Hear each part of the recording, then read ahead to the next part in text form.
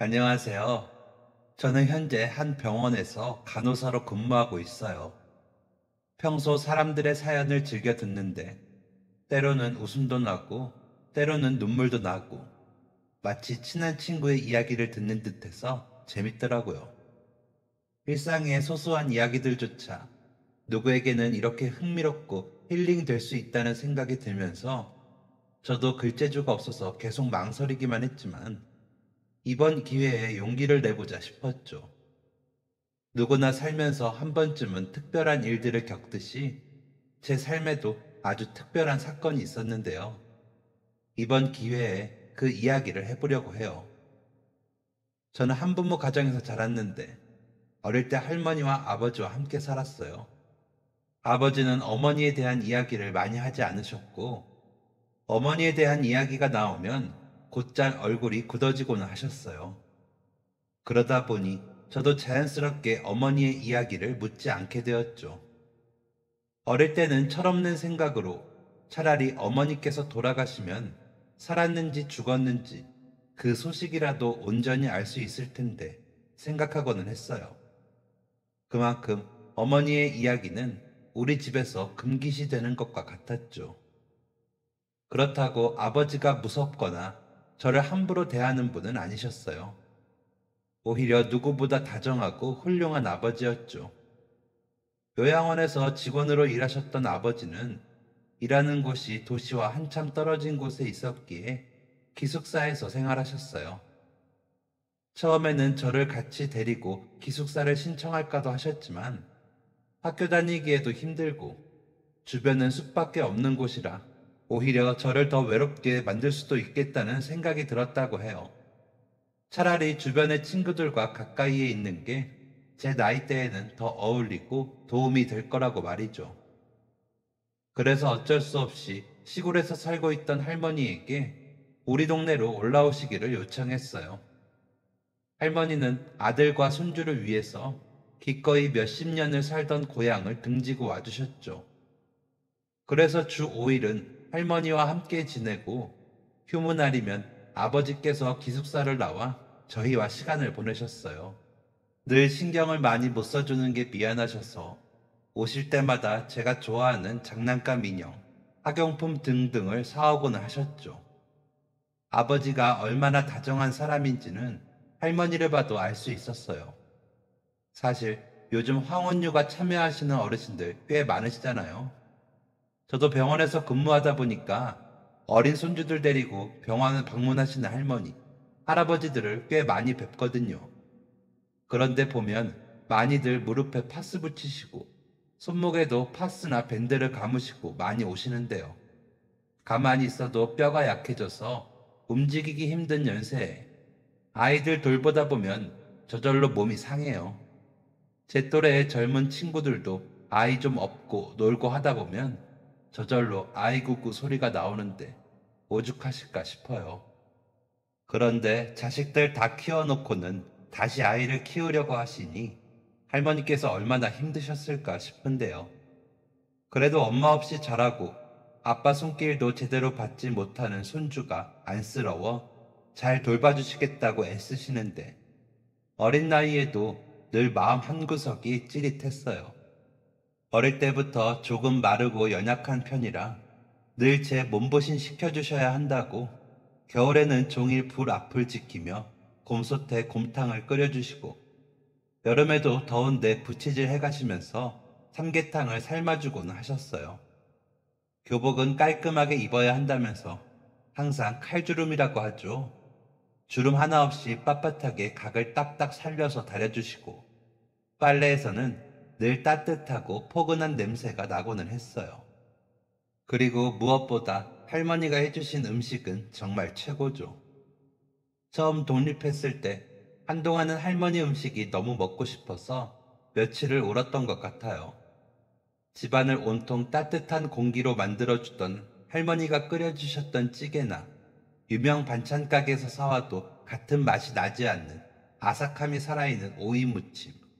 매년 겨울 할머니가 담가주시던 김장김치는 어떤 대기업 김치를 사와도 그 맛이 나지 않더라고요.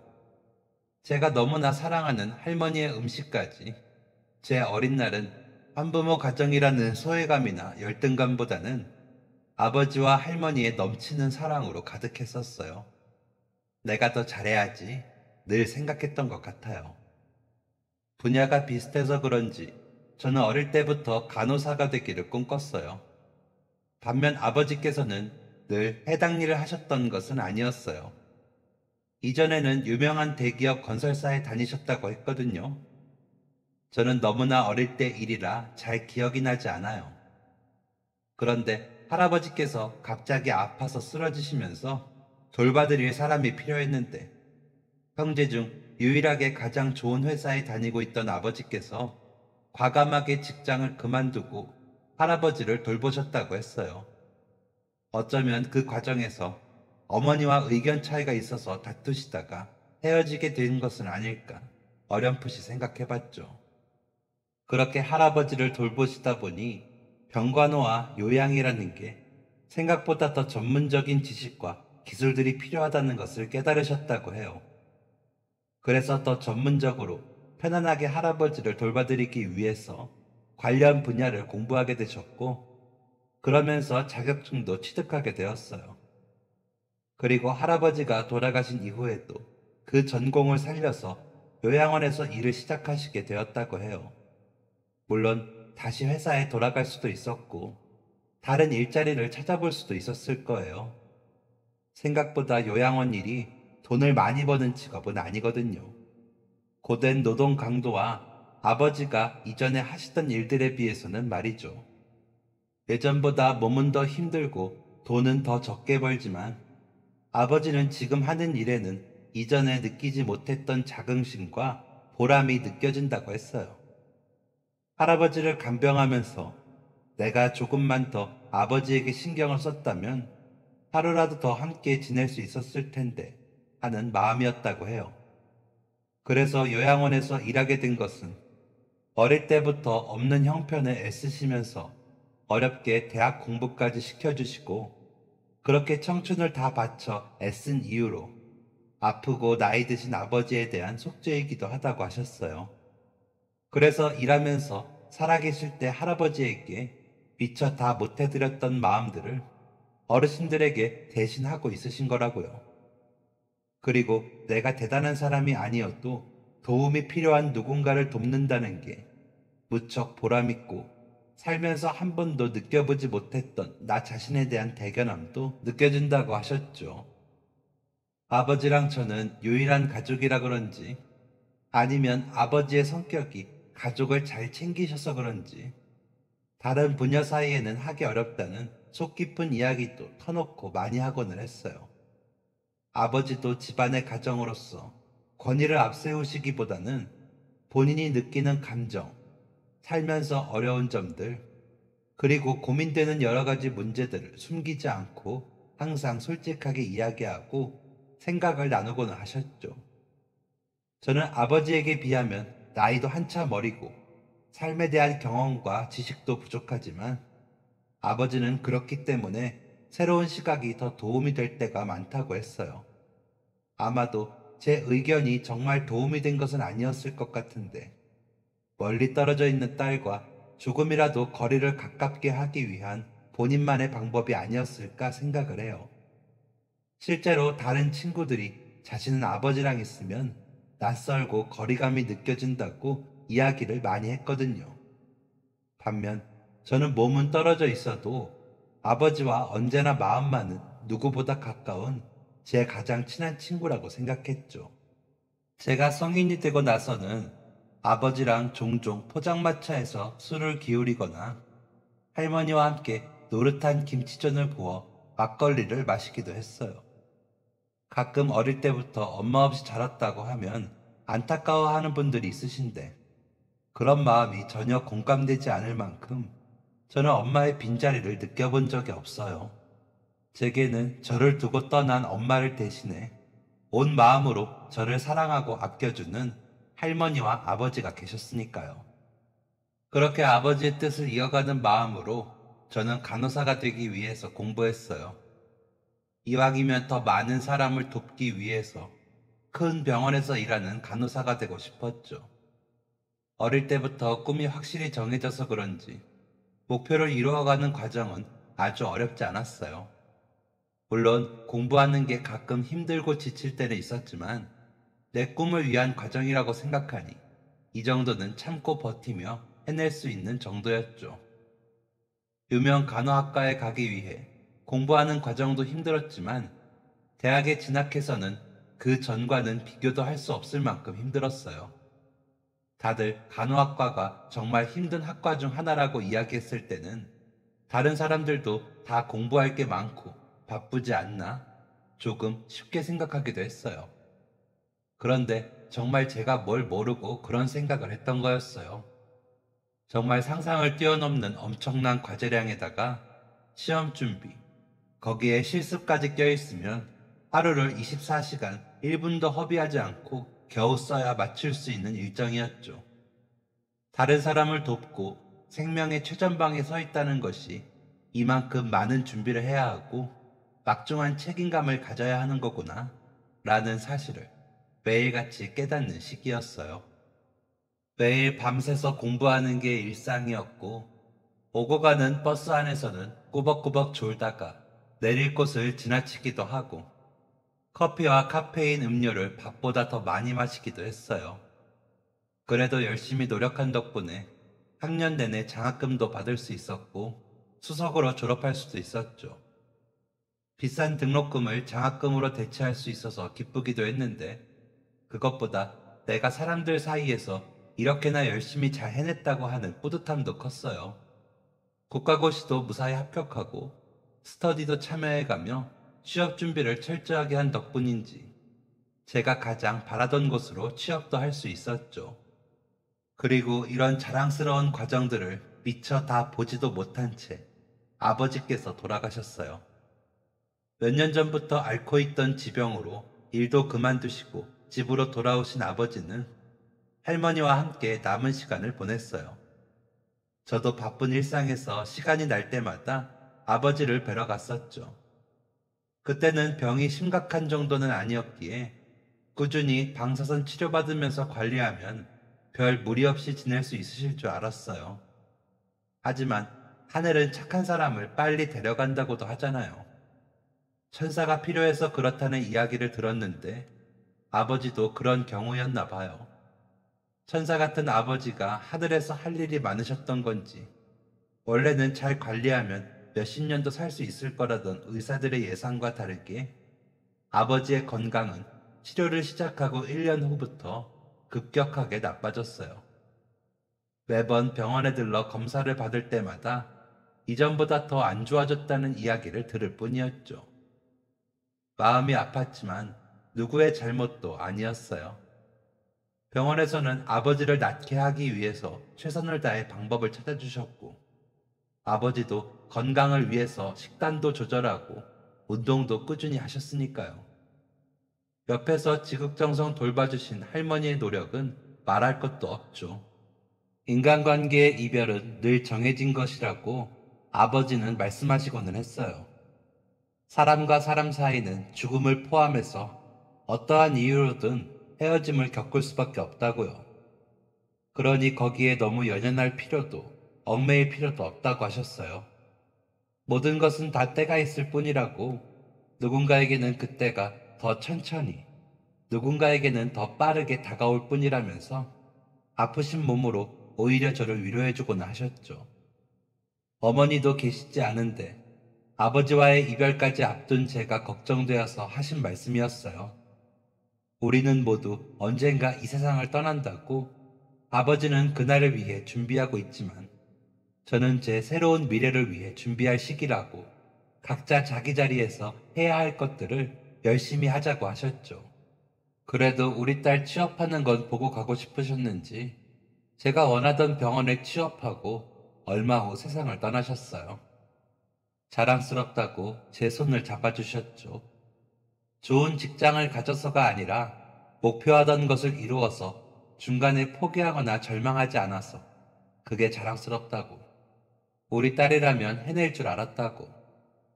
꿈의 크기에 상관없이 남들이 볼 때 얼마나 화려하고 대단한지에 신경 쓰지 않고 제가 하고 싶은 일, 제가 이끌리는 일을 따르라는 조언도 아끼지 않으셨어요. 다른 사람들이 별 볼 일 없다고 취급하더라도 그게 제가 원하는 일이라면 과감하게 도전하라고. 어떤 선택을 하던 제가 선택한 길이라면 어디에 계시던지 응원하시겠다고. 마지막까지 딸에게 가장 훌륭한 조언을 아버지로서, 가족으로서, 친구로서 남겨주고 가셨어요. 그리고 저는 그 조언을 가슴 깊은 곳에 새겼어요. 그리고 혼자 남으신 할머니가 걱정되었어요. 저는 병원 업무가 3교대로 바쁘게 이루어지다 보니 근처에 집을 구해서 혼자 독립해 있었거든요. 이제 연세도 있으시고 아버지도 계시지 않아 혼자서는 힘든 점들도 많고 꽤 오랜 시간 동안 저랑 같이 살고 아버지랑 같이 지내시면서 혼자 계신 날들이 별로 없었기에 빈자리가 크게 느껴지실 것 같았어요. 남편도 떠나고 아들도 먼저 떠나보냈고 할머니 마음에 우울함이나 슬픔이 자리 잡지는 않을까 걱정이 많았어요. 그래서 할머니에게 일하는 병원 근처에 집을 얻어 같이 살자고 이야기를 드렸죠. 그런데 거절하시더라고요. 이 나이에 타지 생활에 다시 적응해야 하는 것도 쉽지 않고 더군다나 바쁜 도시에서 사는 건 답답할 것 같다면서요. 게다가 한창 일하느라 바쁘고 연애도 해야 할 나이에 나이 든 할머니랑 같이 있어봤자 재밌고 좋을 거 하나도 없다면서 아서라 아서 하고는 거절하셨죠. 몇 번이나 다시 설득을 해보았지만 우리 할머니 원래 이렇게 고집이 센 분이었나 놀라울 만큼 싫다고 하시더라고요. 무거운 마음을 가득 안은 채 어쩔 수 없이 할머니의 뜻을 따라야 했어요. 할머니는 이제 저도 없고 아버지도 그 동네에 계시지 않으니 다시 예전에 살던 곳으로 돌아가겠다고 하시더라고요. 그 집은 이제 없기는 하지만 그래도 어릴 때부터 살았던 고향이니 남은 시간도 거기서 보내고 싶다고 하셨어요. 그래서 아버지와 살던 집을 정리하고 할머니는 떠난 사이 많이 달라진 모습의 고향으로 돌아가셨죠. 치, 할머니, 이 정도면 거의 도시네 도시. 나랑 같이 살아도 되겠구만. 할머니의 이사를 도와주면서 입이 뾰로통하게 나와 투덜거리자 할머니는 웃으면서 이제 육아도 병간호도 끝났으니 할머니 삶을 살 거라고 혼자서 이제 재미나게 살아볼 거라며 제 엉덩이를 토닥토닥 두드렸어요. 분명 할머니랑 같이 살면 제가 할머니 신경 쓰느라 제 삶을 온전히 즐기지 못할까봐 혼자 사신다고 고집 피우시는 게 분명한데 혹시나 그런 마음마저 알아채고 제가 걱정할까봐 일부러 농담처럼 이제 혼자 지내고 싶다고 하신 거였죠. 짐 정리를 도와드리고 할머니를 뒤로 하고 나오는데 발걸음이 차마 떨어지지 않았어요. 제가 가장 필요한 시기에 할머니는 저를 위해 달려와 주셨는데 할머니에게는 어떨까? 어쩌면 지금 가장 내가 필요한 시기가 아닐까? 내가 곁에 남아있어야 하지 않을까? 정말 많은 고민이 제 어깨를 눌렀거든요. 어서 가. 할미는 괜찮아. 네가 하루에도 몇 번씩 아픈 사람들을 구하는 거 할미는 그게 자랑스럽다. 네 아버지처럼 할미는 네가 하고 싶은 일 하고 사는 거 그게 최고요. 네 아버지도 그걸 바랄 거다. 저는 마지막으로 돌아서서 할머니를 뜨겁게 안아드리고 앞으로 자주 내려오겠다고 인사를 하고 돌아갔어요. 여전히 마음은 무거웠지만 아버지와 할머니에게 더욱 자랑스러운 딸이자 손녀가 되기 위해서는 말씀하신 대로 제 일자리로 돌아가는 게 맞았어요. 그리고 두 분에게 더욱 자랑스럽고 멋진 사람이 되기 위해서 다시 열심히 일에 매달렸습니다.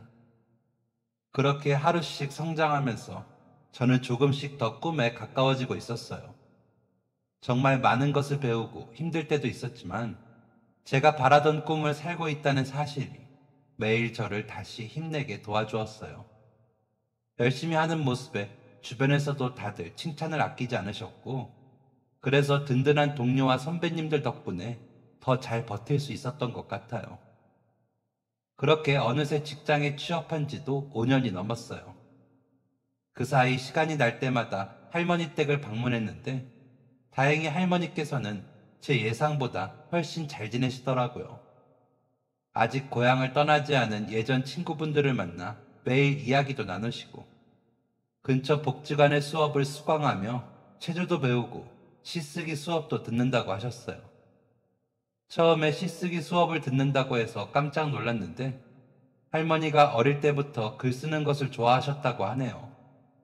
젊을 때는 자식들 키우느라, 그 후에는 또 저를 키우고 아버지 돌보느라 시간이 없으셨는데 마침내 취미생활도 다시 할 수 있게 되어서 기쁘다고 하셨어요.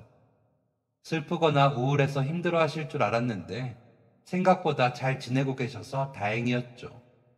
그렇게 잘 지내시는 줄만 알았던 어느 날 급하게 병원에서 연락이 왔어요. 제가 근무 중이라 연락을 조금 늦게 확인하게 되었는데 할머니께서 복지관에 나오지 않아 친구분들이 집을 찾으셨다가 쓰러져 계신 것을 발견했다고 하시더라고요. 급하게 구급차를 불러 근처에 가장 가까운 병원으로 옮겼다고 하시길래 일하는 곳의 사정을 이야기하고 급하게 시골로 내려갔어요. 연락받은 병원으로 달려가 보니 검사를 마치고 수술실에 들어가셨다고 하더라고요. 아직 진행 중이라는 이야기에 저는 이런저런 서류를 처리하고 자세한 상황을 설명으로 들었습니다. 수술을 마치고 나오기를 기다리는 동안 심장이 벌렁거리고 쉽게 두근거림이 가라앉지 않았어요. 별의별 상상이 다 머릿속을 지나가면서 그동안 대기실에 앉아 저희에게 결과를 물어보시던 많은 보호자들이 이런 마음이었겠구나 생각이 들었어요. 충분히 그분들에게 공감해 드린다고 생각했는데 직접 이 상황을 겪어보니 그동안 제가 했던 공감은 어렴풋한 말로만 하는 게 다였다고 생각도 들었죠. 너무 많은 생각들이 머릿속에 스쳐갔어요. 일할 때는 병원의 모든 게 늘 너무 바쁘게 돌아가는 것만 같았는데 수술을 기다리는 이 시간은 1분이 마치 1년처럼 시간이 가지 않는 듯 했죠. 그리고 마침내 수술실에서 나온 후 회복실로 옮겨졌어요.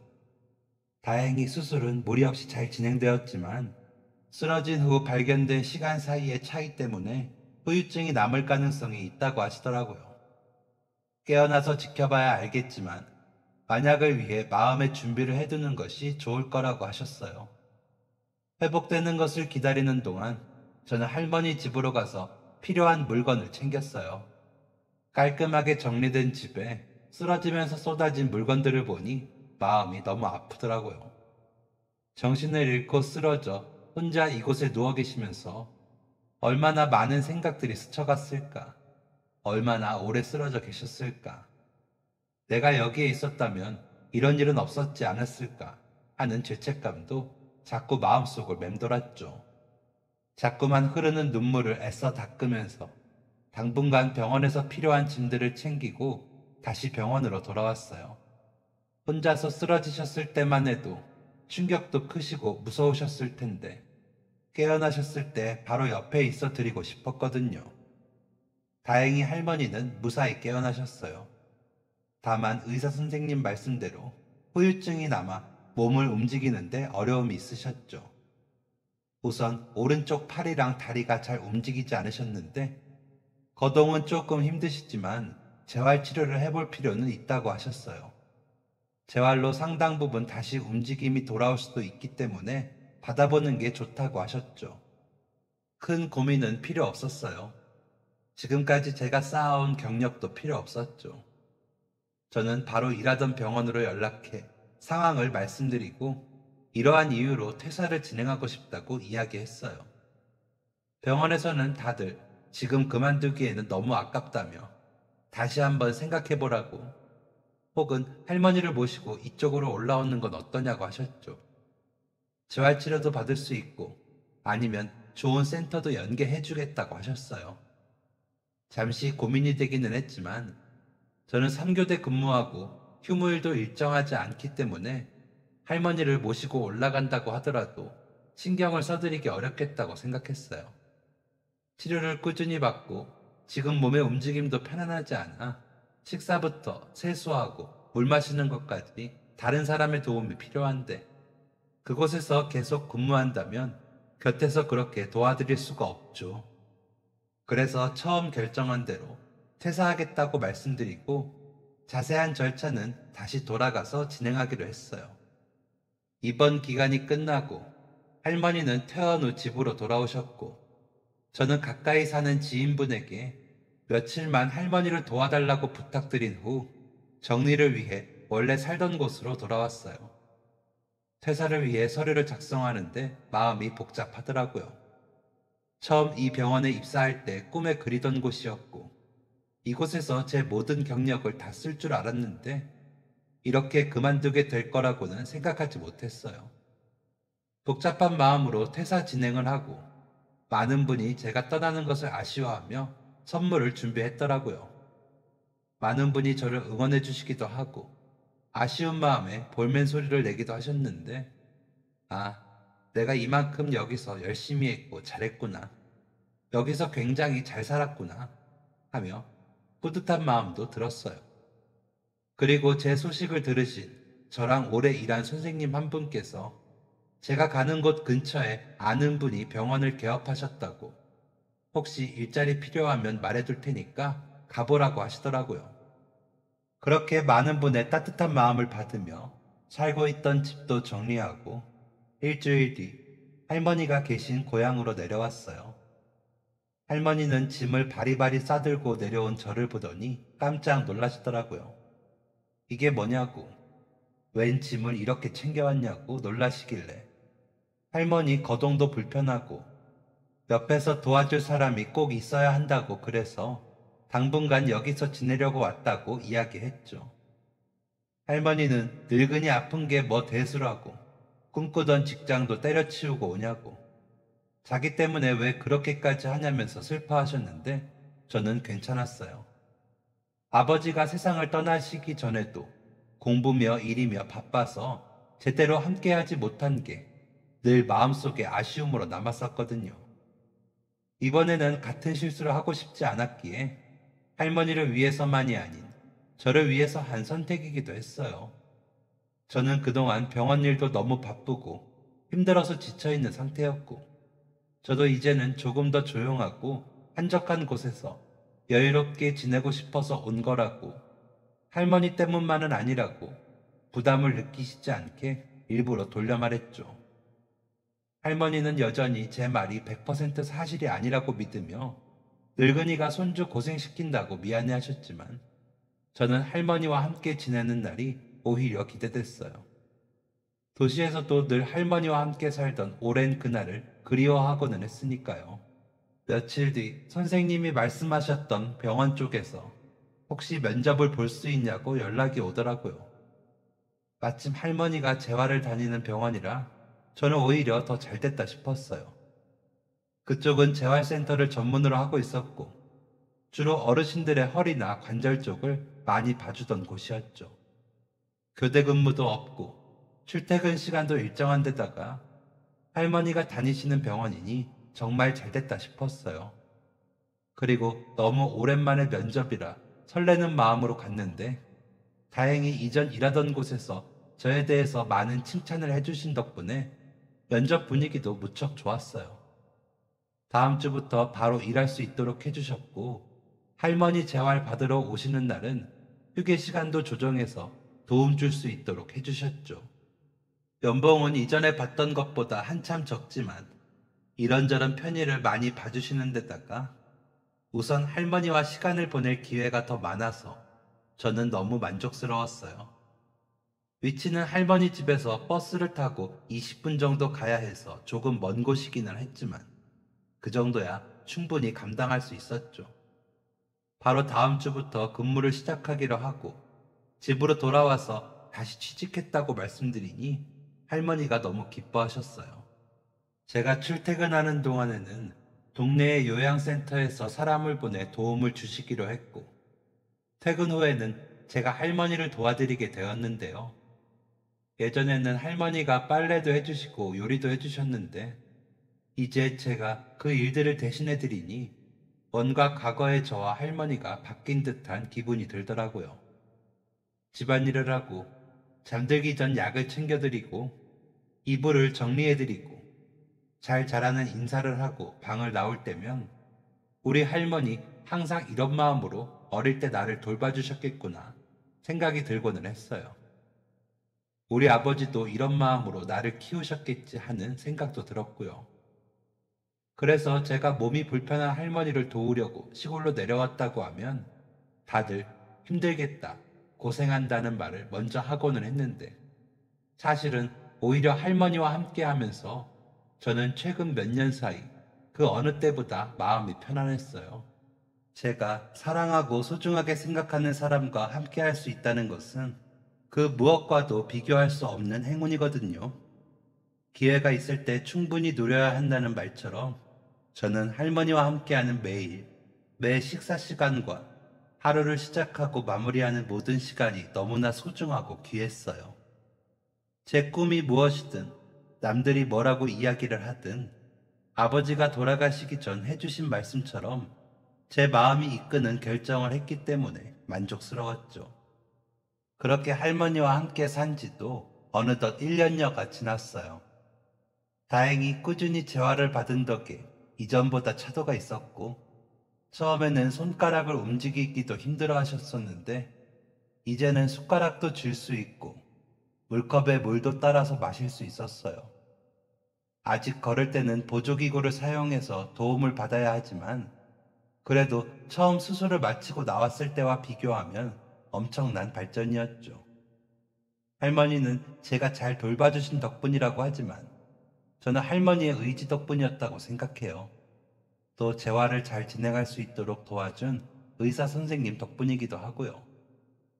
이 병원 의사 선생님은 다른 곳과 비교하면 조금 젊은 분이었는데 의지가 엄청난 분이셨어요. 재활을 받으러 오는 환자분들을 상담이 없을 때도 일일이 얼굴 뵙고 인사도 드리고 진행 상황도 꼼꼼하게 파악할 뿐만 아니라 진료 예약이나 상담날 오시지 않는 환자들에게는 직접 전화를 드려 무슨 일인지도 살폈어요.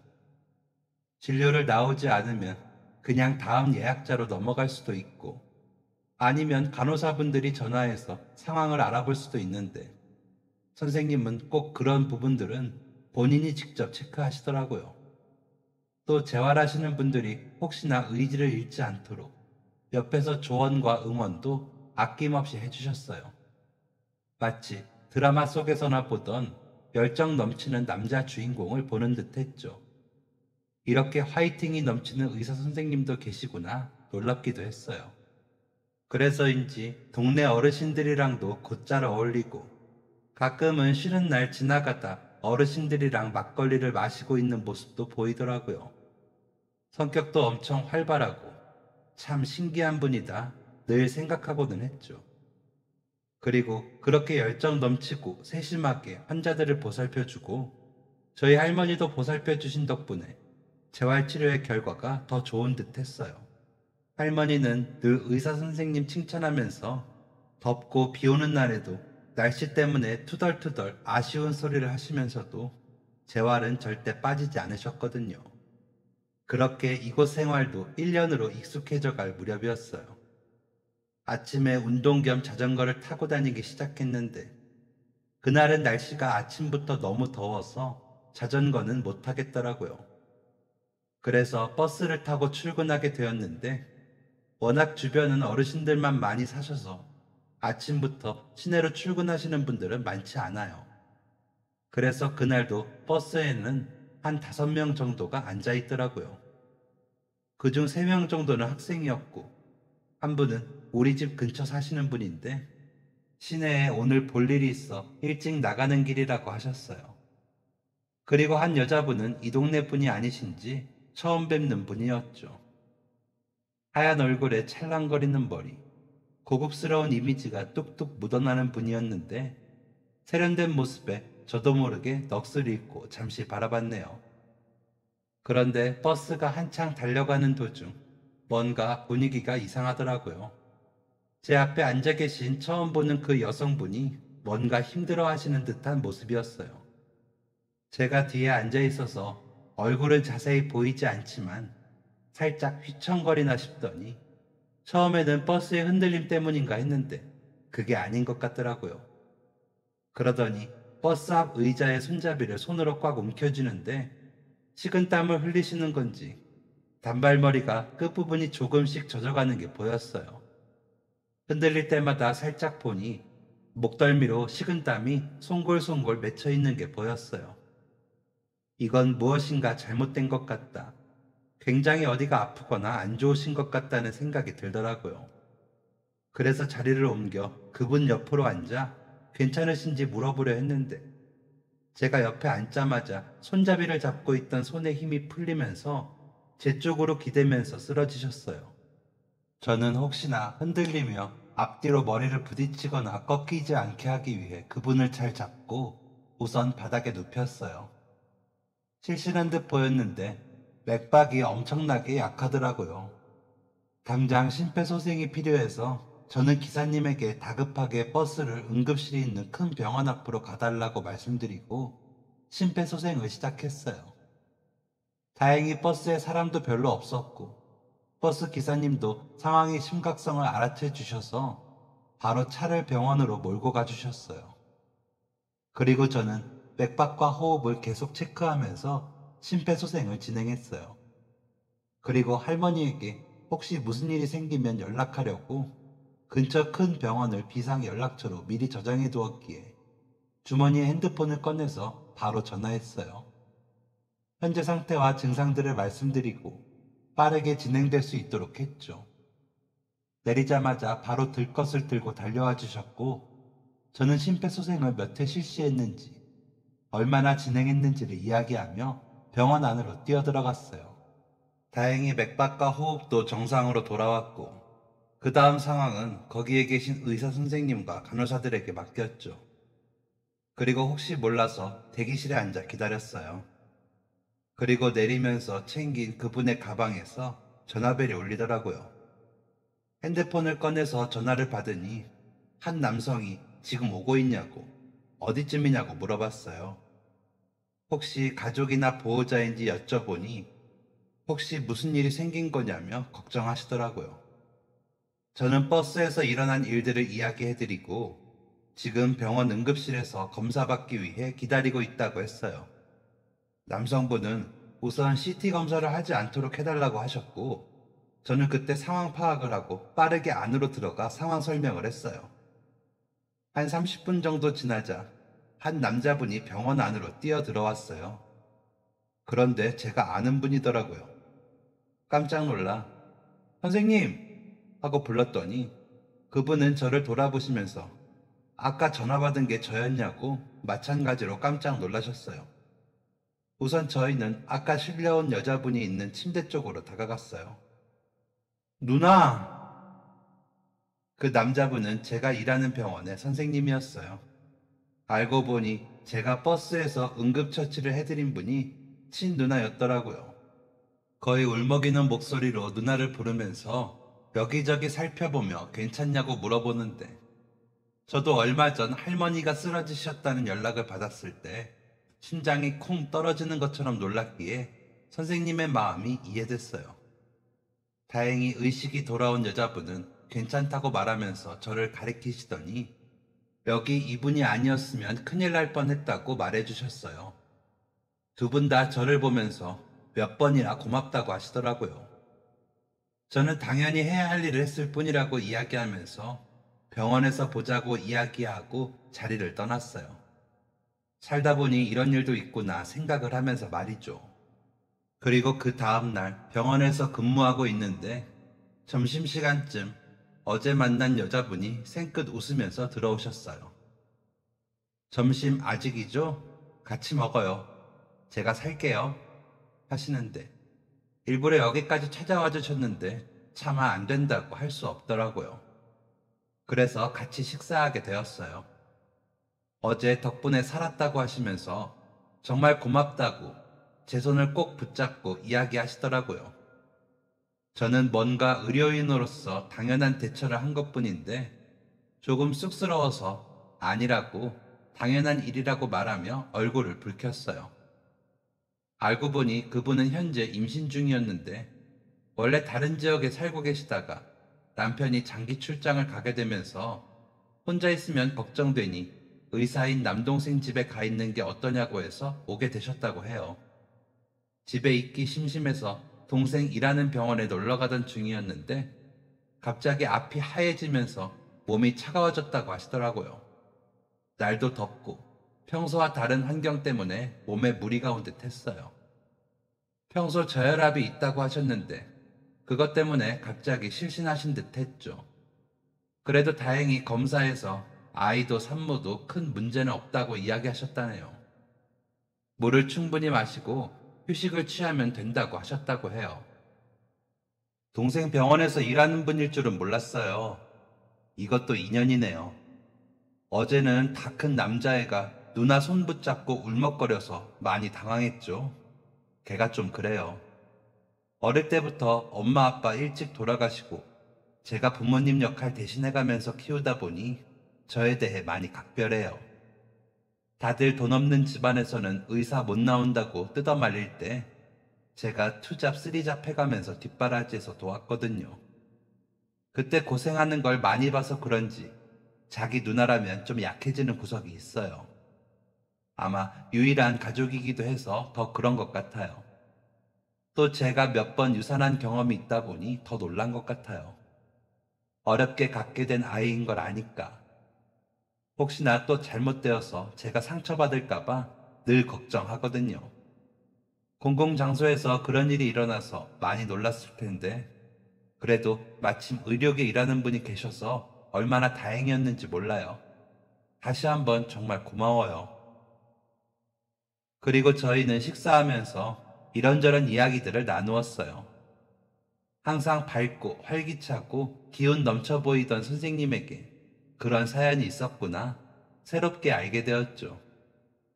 화목한 가정에서 아무런 걱정 없이 행복하게만 지내오셨을 것 같았는데 제가 보던 이미지와도 많이 달라서 놀랐죠.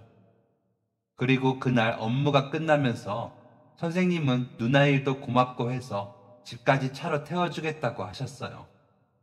조금 부담스럽기는 했지만 그래야 저한테 지고 있는 마음의 짐이 가벼워지실 것 같기도 해서 알겠다고 대답하고 같이 퇴근을 했죠.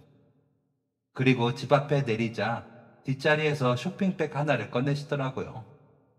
아까 누나가 고마워서 사온 거라며 집에 가서 할머니랑 드시라고 하면서 주셨어요. 쇼핑백 안에는 예쁜 롤케이크가 들어있었어요. 저는 고맙다고 인사를 하고 내리려는데 여기가 지나가는 길이라 그런데 혹시 내일 아침에도 데리러 와도 되냐고 물으시더라고요. 같이 출근하자고 하시면서 부담스러우면 거절해도 된다고 이야기하시는데 아침에 편하게 데려다 주신다면 저도 거절할 이유가 없기에 알겠다고 대답했죠. 그냥 저에 대한 고마움과 미안한 마음이 조금 줄어들 때까지만 함께 출퇴근을 하려 했는데 어느 순간 보니 자연스럽게 출근과 퇴근을 함께하고 있었어요. 그리고 또다시 정신 차려보니 퇴근할 때 선생님을 보고 할머니가 반가워하시면서 저녁이라도 대접해서 돌려보내라고 하셔서 함께 집에서 저녁도 먹고 또 누나분이 동네에 종종 오시면서 같이 밥 먹자고 하셔서 시내에 나가서 식사도 종종 하게 되었고 그러다 보니 자연스럽게 쉬는 날도 만나게 되고 자꾸만 얼굴 볼 일이 많아지더라고요. 그전에도 출근할 때면 주에 5일은 얼굴을 보고 지냈는데 이제는 일주일에 7일을 거의 매일 보는 듯 했어요. 가랑잎에 옷 젖는다는 말이 있잖아요. 그 말이 딱 맞는 것 같더라고요. 자꾸 마주치고 시간 보내고 얼굴 보고 밥 먹고 하다 보니 어느새 점점 서로에게 익숙해지고 정이 들어가고 있었어요. 어느 순간 정신 차려보니 남자친구, 여자친구가 되어 있었고 또 정신 차려보니 연애한 지도 1년이 넘어가고 있었거든요. 그리고 사귄 지 1년이 되던 퇴근길 차에서 내리기 전 선생님은 잔뜩 긴장한 얼굴로 주머니에서 케이스 하나를 꺼냈어요. 열어보니 반짝이는 반지가 들어있었죠. 내가 말주변이 없어서 멋진 말은 잘 못하는데 그래서 그냥 돌려 말하지 않고 바로 말할게. 우리 결혼하자. 사실 며칠 전부터 계속 긴장하면서 제 눈치를 봤어서 어느 정도 예상했는데요. 그래도 티내면 서운할 수도 있으니까 깜짝 놀라는 척을 하면서 괜히 몰랐던 척을 했죠. 고민할 필요도 없이 저도 당연히 이 사람과 결혼해야겠다고 생각하고 있었기에 저희는 바로 양가 가족들을 모아 상견례부터 진행했어요. 이미 가족들끼리도 서로 잘 아는 사이라 상견례라고 해봤자 같이 밥 먹는 거였지만요.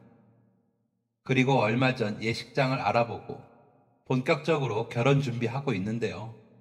버스 안에서 우연히 만난 여성분을 도와주었을 뿐인데 어쩌다 보니 결혼까지 하게 되어서 뭔가 신기하기도 하고 이런 일도 있구나 싶기도 해요.